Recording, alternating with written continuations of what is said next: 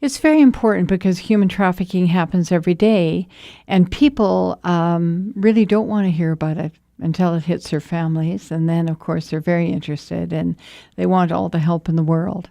But the problem is we have many trafficking victims who do not have the supports out there that they need to get rehabilitated.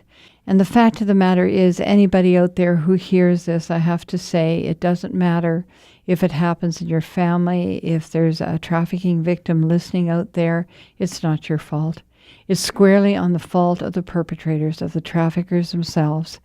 And God loves you, and this isn't meant to be happening to you, and your lives can be restored. It's not your fault. Yes, it can happen to everyone. It can happen like people think, oh, it's someone who's gone with the wrong crowd, or it's someone who doesn't live in a good family. Well, that just is not true. If you're a girl, you're at high risk of being trafficked. And if you're a boy, it also happens. And how it happens is the traffickers come on as your friends. They're like in disguise almost. They're someone that you wouldn't even recognize. They're polite. They have charisma. They're cute guys. They're all sorts of things. And they give you gifts, lots of gifts, and tell you how beautiful you are. In actual fact, it all changes once they have control. And once they have control, it becomes very brutal, where they're beaten and drugs are given to them, and they're forced to sexually service men and women.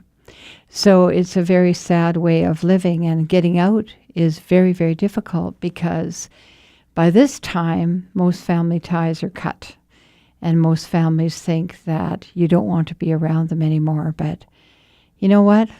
There can be change, and only through the love of God and the fact that Christ died on the cross for us. We're coming to Easter very soon now. He died on the cross for us, and that means that all sins are forgiven. I've even have former traffickers who have changed their lives around. And I have to say it's all based on the faith that we have. But the fact of the matter is stop now. Don't be ashamed. Get out of it and be restored. It's a very good point. Everybody's talking about it now, and it's like the flavor of the month. And people like to talk about it, and that's great. But, getting involved, even in your own families, the least of all is, number one, get involved and find out about what it's all about and tell your families. That's the greatest thing anyone can do. Keep the prayers. There's many organizations now that are reaching out, trying to do something. God bless you, do it.